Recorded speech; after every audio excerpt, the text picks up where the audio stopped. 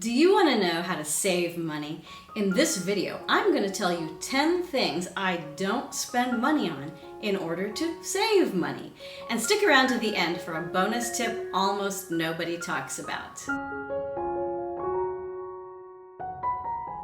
Welcome, I'm Amy, and here at Frugal Over 50, I give you tips and tools for frugal living, all personally tested by me. Now let's get right to these 10 things I don't spend money on. Number 1. I don't spend money on bottled water, bottled or canned sodas, bottled or canned juices, any sort of bottled or canned drinks. I just don't spend any money on those. They don't come into our house except on rare occasions. Now, in this tip, as in with all of the other tips, there are certainly exceptions. I don't have a hard and fast rule against buying a bottle of water all the time for any reason whatsoever. And I do understand that some people live in parts of the country, parts of the world where water that comes out of their tap is not safe, and they're always thinking about how to get safe water. And in that case, bottled water is a great option for some people. In my case, it's not necessary. It's just not necessary. I don't need to buy anything in a bottle. I don't need to buy anything in a can, and I very rarely do. It saves me so much money. If you haven't tried this, I recommend you get started. Try it for a week and see how much money you save. Number 2, I don't spend money on coffee shop coffee. Those of you who've been around for any length of time here on my channel, you know I have battled back from what I call an addiction to a certain national coffee shop chain. I used to go 2 or 3 times a day, and I spent hundreds of dollars a month at this coffee shop chain. I don't do that anymore. I still like their coffee, but I buy it at the grocery store and I make it at home. So there are rare occasions when I will still go and get something, but it's very rare, it's not every day, and I don't spend hundreds of dollars a month on it. Therefore, I save hundreds of dollars a month. Number 3 is related to number 2. I don't spend money on eating out. Very rarely, very occasionally, I'll get something from a restaurant, from a takeout place right now. And there have been times when I've gone to sit-down restaurants, but it's not a regular part of my budget. It's not something I plan for. It's not something I enjoy. If you enjoy it, you may want to include it as something you spend money on, but for me, I don't enjoy going out to eat. And in fact, even things like ordering a pizza when I'm tired has become less interesting, less attractive to me. Recently, the entire family was exhausted, and one family member volunteered to make a very simple dinner, and then we rinsed the dishes, and the next morning I washed up for everybody. And I thought about it later, and I thought, this is a sign of our evolution as a family, because it used to be that although we didn't like to go out to eat, anytime we got tired, we'd order takeout. And that's kind of the same thing if you think about it. And I realized that we had come a long way, because we didn't think of going out to eat, something that we don't really enjoy that much anyway. We didn't think about takeout, which seems like a good idea until you taste it, and it's all greasy and salty, and it's not what you would put in it if you were cooking. Instead, we made food at home. We saved money, we had nutritious food, and we enjoyed it. And that doesn't mean that I'll never go to a restaurant. It doesn't mean I'll never order takeout, but it does mean that it's not a habit. It's not part of my life. It's not something I look for as a solution when I'm looking for something to eat. And that saves me so much money. Number 4 is a controversial one. I'd like to hear what you have to say about this one. Meet me down in the comments on this. I don't buy books, and I don't buy audiobooks. Now, I am a person who loves to read. I love to listen to audiobooks, but I don't buy them. I used to buy them, but I don't buy them anymore. I use my local library. Using the Overdrive app, I can get ebooks and I can get audiobooks from my local public library, and I am usually reading and listening to 3 or 4 books at a time. I can also get some free books on Kindle sometimes, and I can get free books through Prime. And I know there's a case to be made for buying books, especially if it's in a subject that you're studying right now and you really need to learn more about what you're doing. There's definitely a case to be made for buying books. Also, some people just love to have books, and where I would say I don't want to spend money on books because I don't want them taking up space in my house, I don't want them mildewing, I don't need to buy those audiobooks. I can just listen to them from the library and then get another one. Some people might say, no, I prefer to spend money on that. And I'm not going to disagree with you. But I'm going to say, if you have a habit of just automatically spending money on books, automatically spending money on audiobooks, try it for 1 month. Get your Overdrive app, or whatever app your library uses to get you ebooks and audiobooks. Try it for a month. No new books, no new audiobooks. I bet it will change your life. I bet it will save you money. It doesn't mean you can't buy books if that's important to you, but you'll be much more judicious and you'll have much more money in your pocket. I'm so glad that you're here with me on my journey to live frugally and save money. If you would like to stick around, I hope that you will. Please subscribe to the channel and give this video a like and then share it with some friends. I really am so happy that you are all here and that you're helping my channel grow. Tell your friends, let's make it bigger. And hit that notification bell so you'll get notified first of new videos. Now let's get right back to it. Number 5, I do not buy multiple skin cleansing products. I use one, and it's Dove soap for sensitive skin. I've used it for years, I'll use it for years to come. That's all I use. It's possible to get all kinds of cleansing products. There are so many out there on the market. There are shelves and shelves of them. You could have a collection. You could try a new one every day.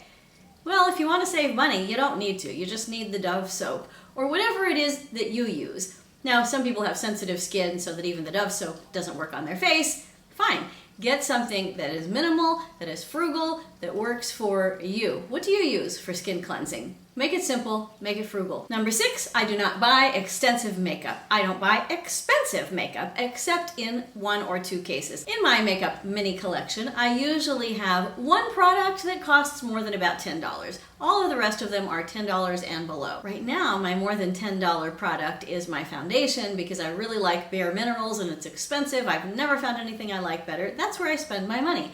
Everything else is inexpensive, and I have one of the thing. That means, for instance, that I have one foundation, I have one powder, I have one blush, I have one bronzer, those kinds of things where you could easily amass a collection. I've got one. I also have one eyeshadow palette. I never ever use it. I just use eyeliner when I'm filming videos. Other than that, I don't put anything on my eyes. I do wear some form of makeup every day, so I use what I have, and when I use it up, I repurchase. So I always have some makeup. I'm not a no makeup kind of a person, but I don't have an extensive collection, and I don't have an expensive collection, and it saves me so much money. When was the last time you got an ad for a $50 or $60 or $70 eyeshadow palette?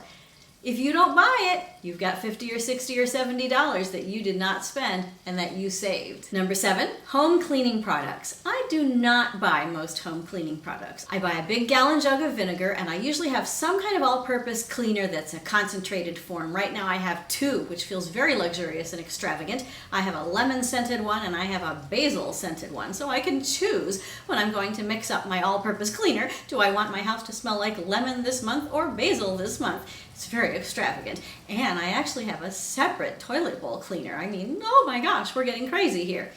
But most things, 90% of the things in my house, get cleaned with vinegar, water, and a few squirts of dish soap.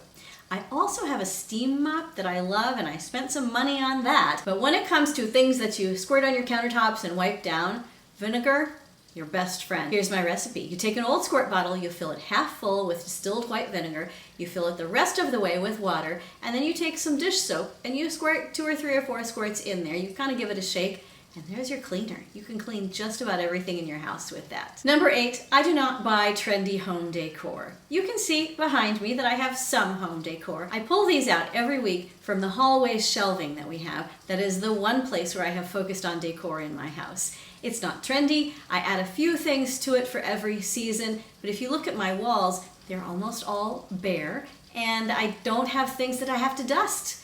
I don't like dusting, and so I don't keep things around. I do have some seasonal decorations that I keep year after year after year, and I only resupply a little bit. But my home decor is very simple. It's very minimal because besides being frugal, I love to live a minimalist lifestyle. And that means that I like a lot of space, I like a lot of room, and I don't like to dust. So I don't buy things, I don't collect them. I think it keeps my house cleaner, and also it keeps me from worrying about my stuff, because I don't have stuff to worry about. And of course, for the purposes of this particular video, what that means is that I'm saving money. Number 9, I do not spend money on trendy home remodeling. I am not interested in whether my kitchen is up to date, or my bathroom is up to date, or whether my large items of furniture are up to date. I don't care. I also don't care if they're trendily vintage. These things would all cost me money that I do not want to spend.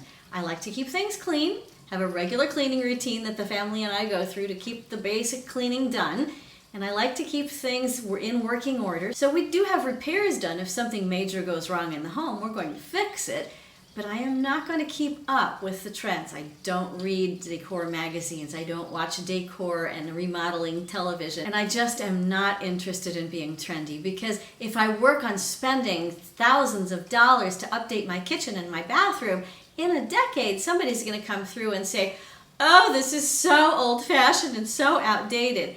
And you know what? I don't buy it. I don't buy it. I think that is a terrible way for us to treat our homes and our money and, frankly, each other. We all need to take care of the homes that we have, fix what goes wrong, and if it really needs to be fixed because it's got something wrong with it, fix it. If you want to change how it looks, find a way to change it without spending so much money and trying to be so trendy. The trends are not your friend when you're trying to save money. Keeping your house clean and in working order, that's your friend. And number 10, I do not buy new cars. I've never bought a new car. I can't imagine any circumstance where I ever will buy a new car. Right now, I drive a car from 2005, and I'm recording this in 2020. Yes, that is right. I drive a 15-year-old car. It is a car that has lasted for 15 years, and the way that it's built, it's likely to go another 15. Right now, I am saving up money, and I'm looking around slowly for another car, but it's going to be a used car. I don't buy new cars. I don't recommend it for 99% of you out there. I think it's a terrible way to spend your money for the most part. It takes up so much money, and as soon as you drive it off the lot, the value drops by about half. So you are giving twice as much money as you need to.